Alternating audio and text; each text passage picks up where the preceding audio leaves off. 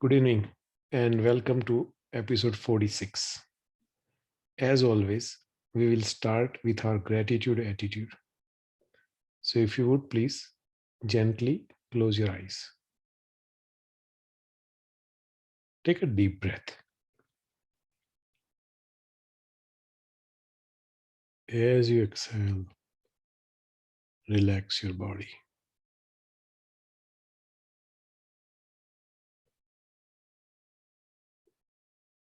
Take another deep breath.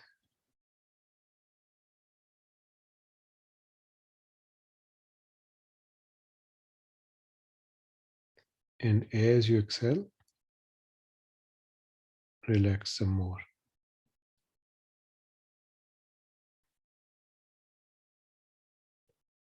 Take one more deep breath.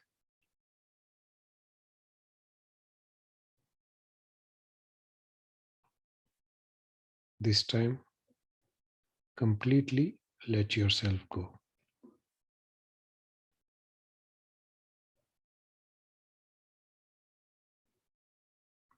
Now, think of one thing that you are thankful for that happened in the past 1 week.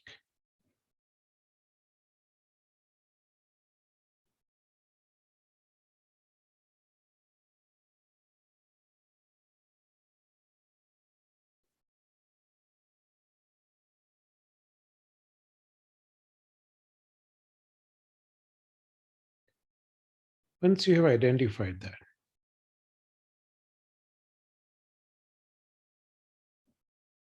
think about why you are thankful.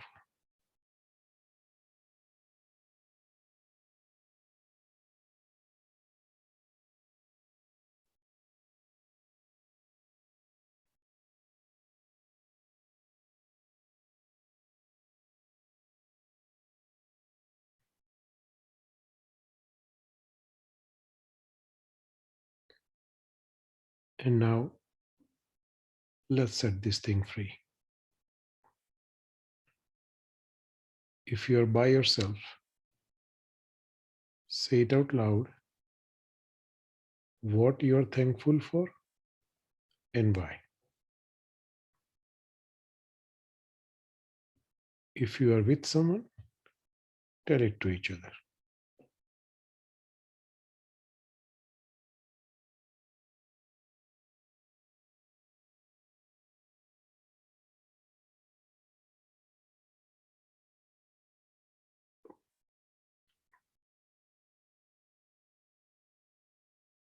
Okay. So today we're going to talk about hatred. If you look at all the problems we are having, as well as all the problems in the world, there are typically three causes: greed, hatred, and ignorance. We discussed greed last time. So let's talk about hatred and how it can destroy our lives as well as civilization. So, before we talk about hatred from a personal perspective, I want to talk about hatred in society. If you look at every war in the history of mankind, it has its roots in hatred. Every terrorist attack is a result of hatred. That hatred that was towards other people or the people we did not understand has now become against each other. A lot of civil societies are on the verge of being torn apart. Politicians are pitting people against each other, creating divisions. Look at Great Britain, or Brazil, or Argentina, or India, or right here at home, good old USFA. We are fighting amongst ourselves because the politicians are creating a divide that works for their short term benefits. We've broken down society in so many little slices that no one thinks about the big picture anymore.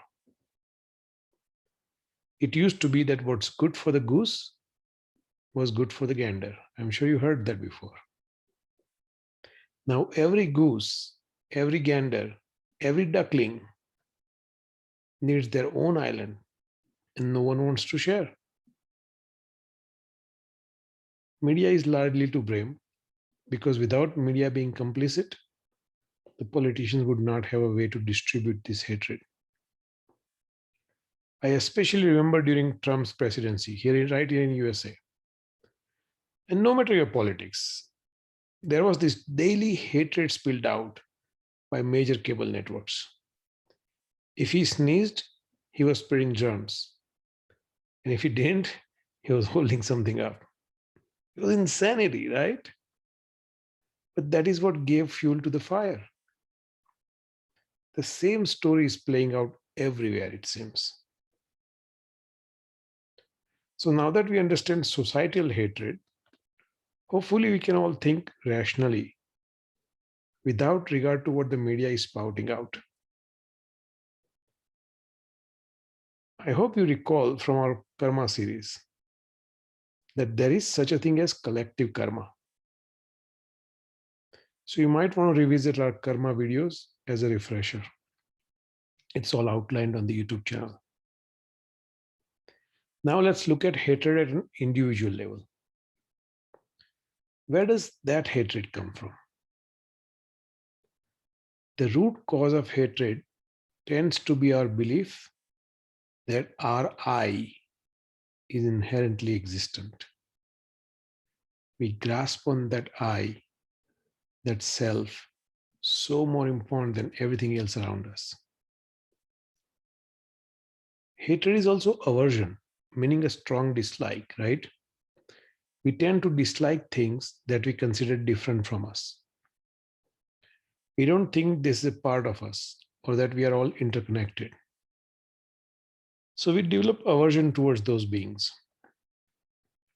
Once we separate ourselves from others, judgment comes. This is what breeds hatred. Without judgment, there is no hatred. So, how do we get rid of hatred? Just wishing or determination would not help. The antidote to hatred is loving kindness. We covered this at length in one of our previous episodes. I recommend you might want to check that out. But the gist of that is we need to develop a loving relationship with all living beings. I wish that says, a wish that says, I want everything for you and nothing from you. It's that simple. If we begin to develop that wish slowly but surely, hatred will disappear. Now, that may not be completely possible. If that's the case, try practicing loving kindness towards the feeling of hatred you are experiencing itself.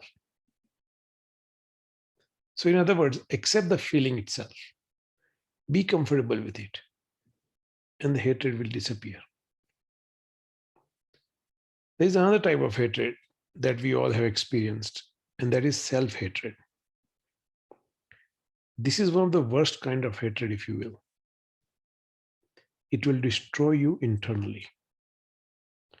It smashes our self confidence, brings self doubt, frustration, and we become hopeless.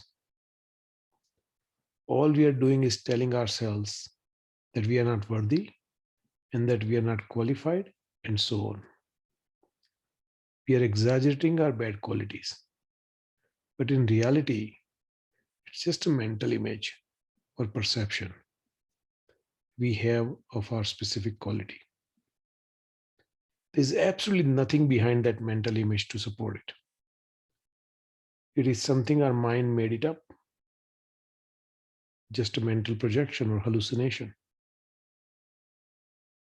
So, how do we solve that? The first thing we need to do is acknowledge it and realize how harmful that is to us. The next thing is to realize the fact that we are not our thoughts. right? We may be thinking, if you have body problem, I'm fat, or if we have, other issues, say, I'm not a nice person, whatever that happens, that's just a thought. Our thoughts are just passing clouds in a big blue sky. If we start examining our mind during meditation, the peacefulness that brings will tremendously help in eliminating a lot of these negative thoughts. This is not a one day exercise. And that's the key here, right? We are all hoping that, hey, we sit down one day for 10 minutes and it's gone. It happens over time and requires consistent meditation practice to get in touch with our inner peace. Once we turn our attention inwards, we'll see how wonderful it can be.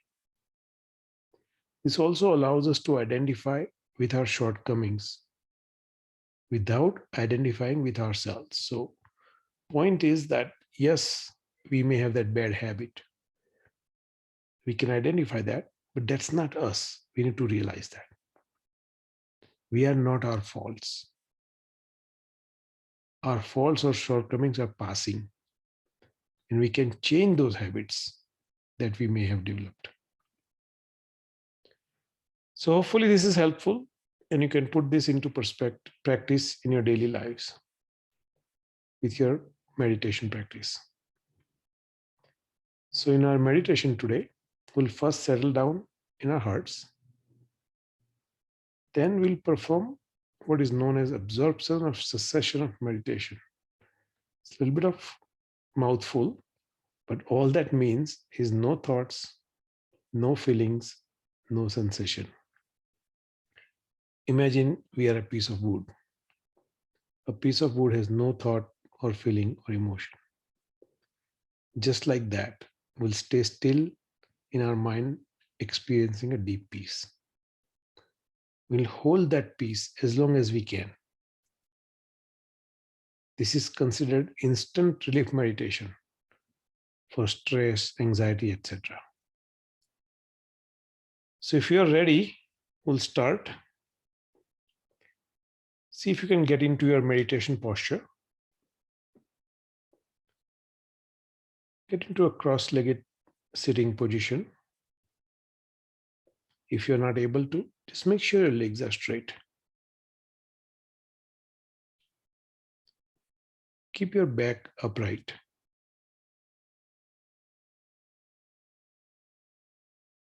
Shoulders leveled.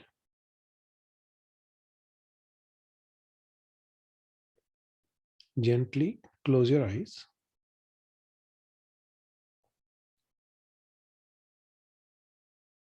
Keep your mouth just a little bit open.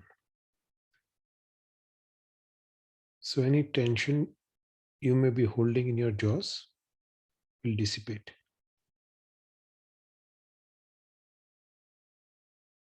Put your palms in your lap, right over left, thumbs gently touching.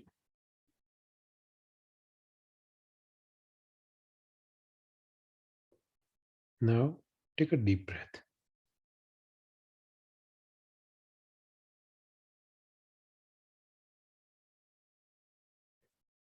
As you exhale, relax all your muscles.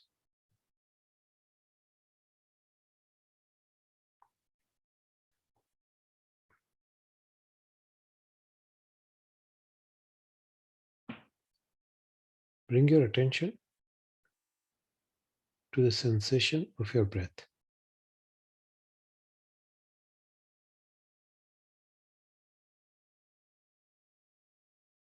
Feel the cool air as you breathe in.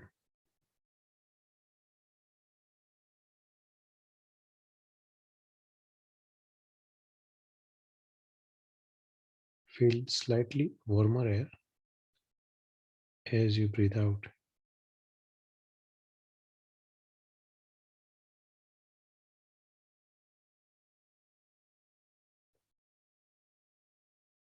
Continue to focus at your nostrils for a minute or so on your own.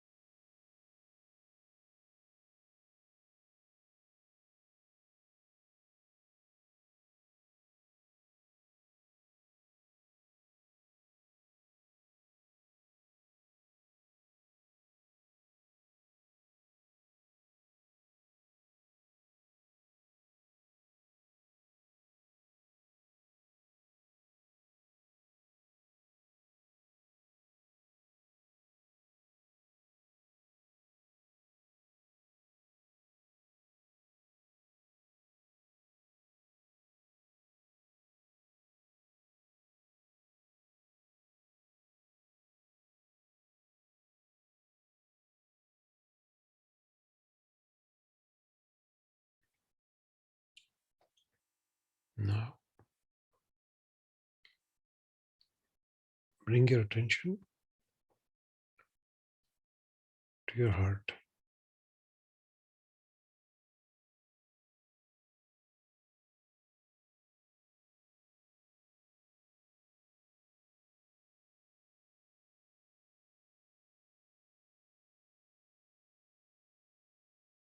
Imagine everything that happened before this moment melts into light and disappears.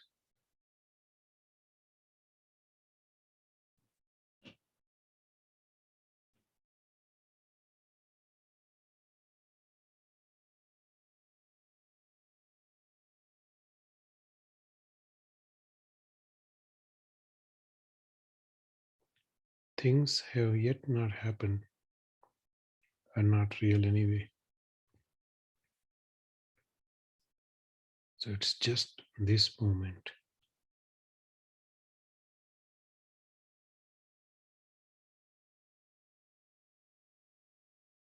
Stay in the moment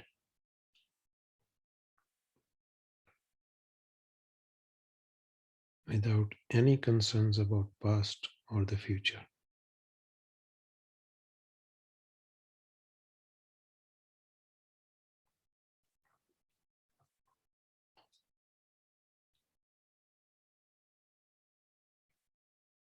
Enjoy the peace that is this moment.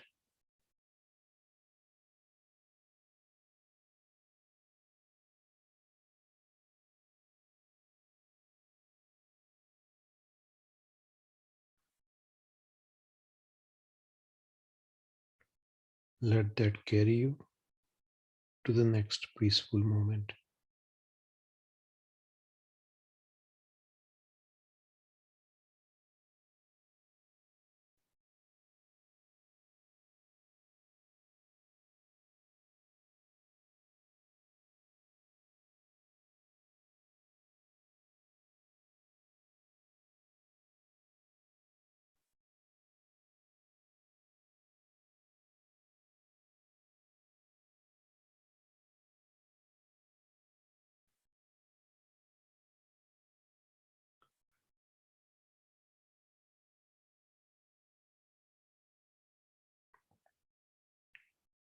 Now, think of yourself as a piece of wood.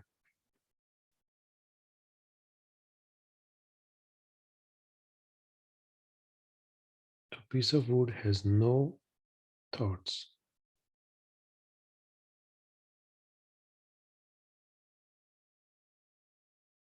it has no feelings,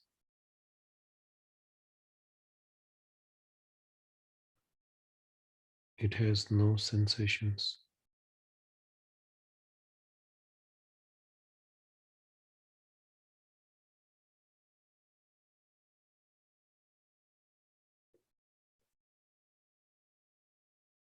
Just be still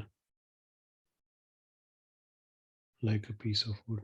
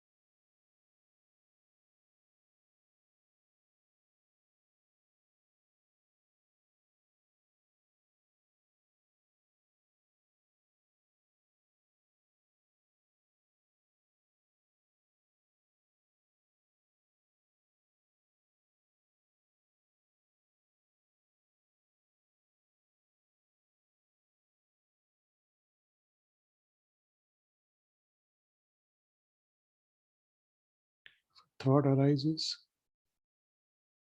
just remind yourself you are a piece of wood. Go back to that stillness.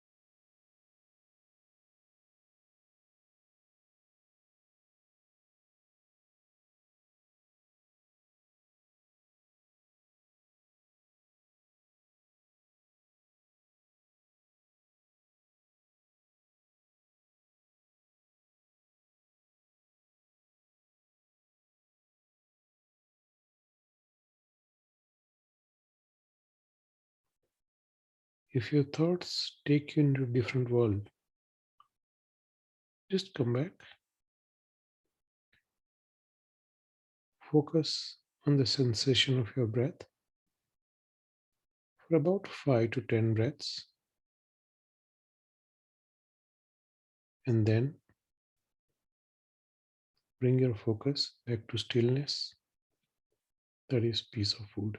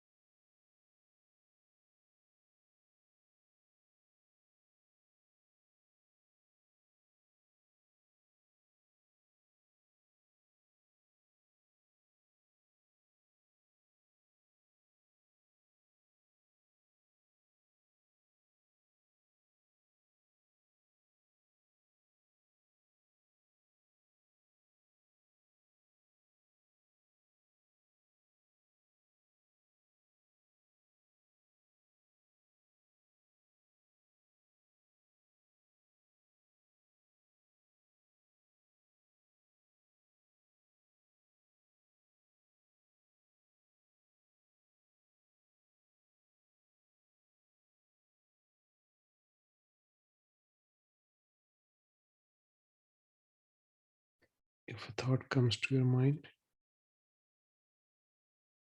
remind yourself a piece of wood has no thought, and focus on the stillness.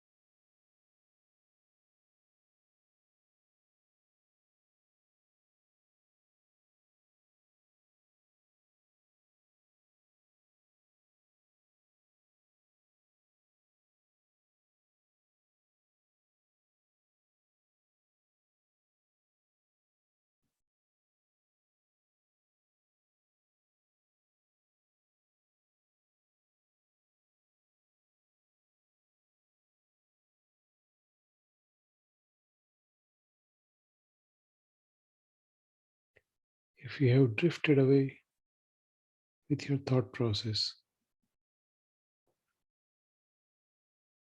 gently return back.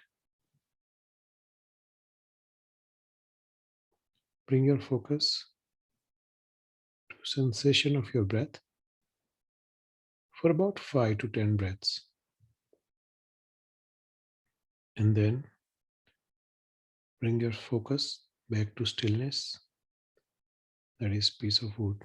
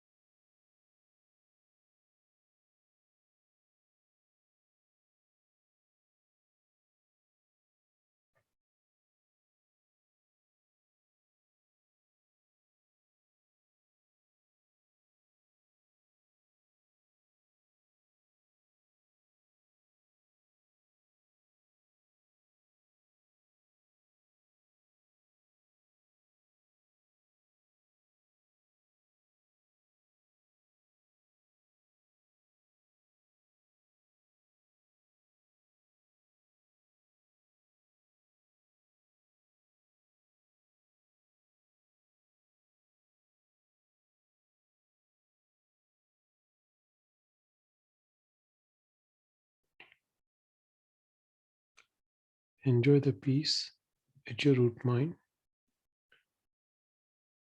for the last minute or so.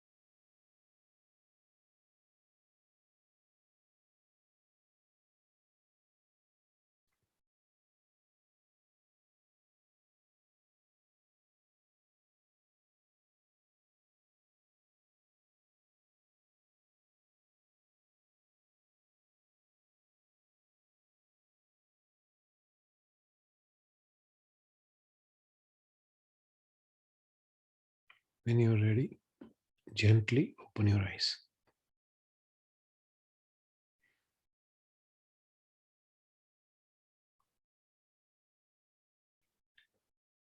Any questions?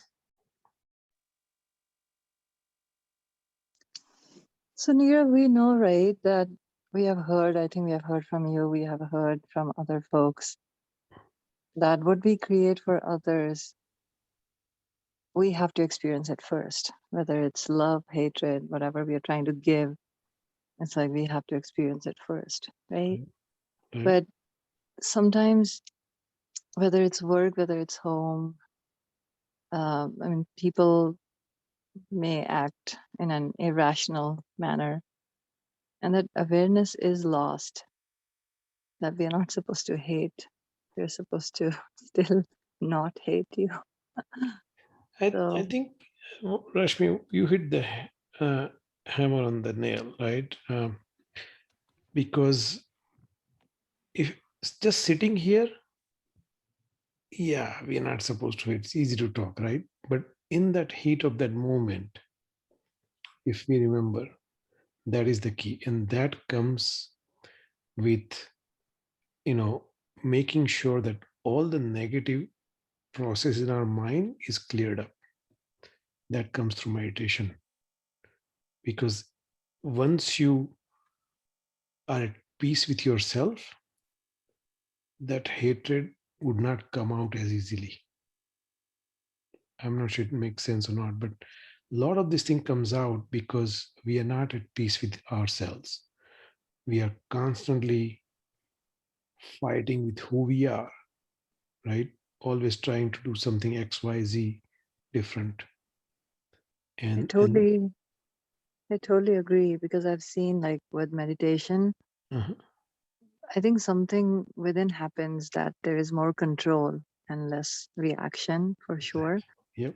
But I don't know. It has been days since I meditated. I think I may have meditated last Tuesday and then today, because either I'll wake up around 2-ish or 3-ish, and then you wait to fall back asleep. It'll be 2-3 hours before you can fall back asleep, and then you wake up at 7. Oh my gosh, now you have to hop on laptop because you have to work. And then at night also, like chores. I know maybe these are all excuses, but meditation is the key. There is no other way. Like there is nobody else. So that I agree. And it doesn't have to be a set time. I mean, people say that first thing in the morning, which is great. Uh, but if you do it at any time which works for you, right? So here's something you might want to think about, Rashmi. I do this often. If I do wake up every now and then, I'll be up around 2 and 3 morning, and I can't fall asleep, and I will just meditate while I'm sleeping. So I won't get up, but I'll just meditate while I'm laying flat, and usually I fall asleep within 20, 30, 40 minutes. I don't even know that I fell asleep again. So might want to try that next time you wake up in the middle of the night. Cool. Thank you. Okay. Any other questions, please? Is there any type of meditation that, like, I seem to gravitate to this meditation really well, whereas I don't as well for the others?